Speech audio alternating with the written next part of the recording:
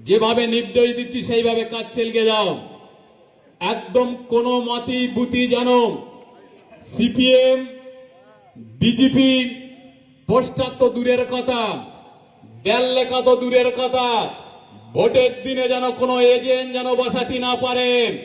আমি পঞ্চায়েতে বসে থাকি, পঞ্চায়েতে গিয়ে কেউ বলতে পারবে না কোনো কাজের জন্য ফিরে এসতেছে।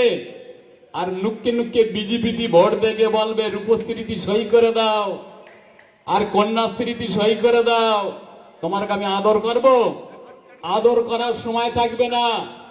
তাই পরিষ্কারভাবে বলে যাচ্ছি, এখানে যে কথা আমাদের অমলদা বলে গেছে যে বিজেপি কিছু আছে, বিজেপি থাকে তার বাড়ি এনে খাতির করুক। খবরদার যেন চিলেতলার মানুষ, আমরা কাঁঠালের মানুষ, যেভাবে আমরা ভাই ভাইয়ের মতো মেলামেশা করে বাস করতেছি, সেই মেলামেশার যেন সুসম্পর্ক থাকে। কোন রকম ভাবে আমরা ভাই ভাইয়ের মতন যেভাবে বাস করে যাচ্ছি, কোন রকম সংঘাতে আমরা যেতে চাই না। যদি এখানে বিজেপির দুটো চারটে ভোট পড়েছে, সেটা কি হবে? আমার কর্মীরা এখানে থাকবে, তারা সিদ্ধান্ত নেবে।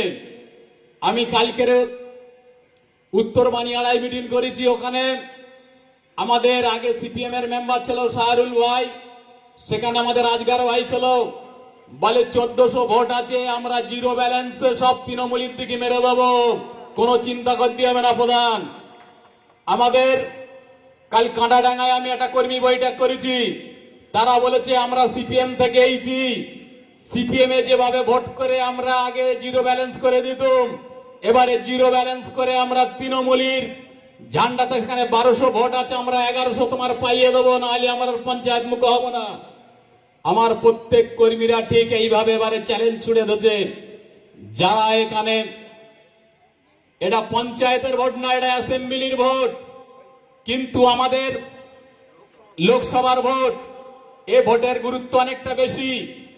একটা ভোট যদি ইদিক উদিকি পড়ে তাহলে কিন্তু ক্ষতি হবে।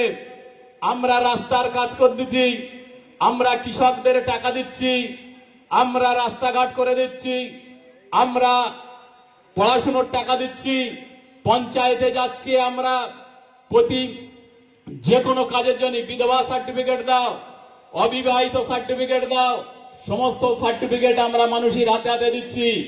এখানে যে সমস্ত কর্মী ভাইরা আছে তাদের আমি যেভাবে নির্দেশ দিচ্ছি 17টা বুথি, এবার আমার ইলেকশন হয়, এবার নয়, এবার পরিষ্কার বলে দিচ্ছি, একদম কড়াকড়ি ভাবে কোন বুথি যেন কোন রকম ভাবে যেন এজেন্ট যেন না বসতে পারে।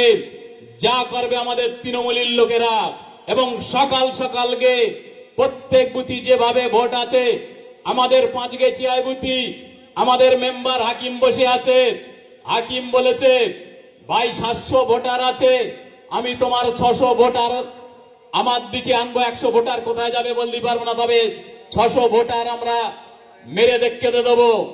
এইরকম একটা কথা বলে দিচ্ছি। এবারে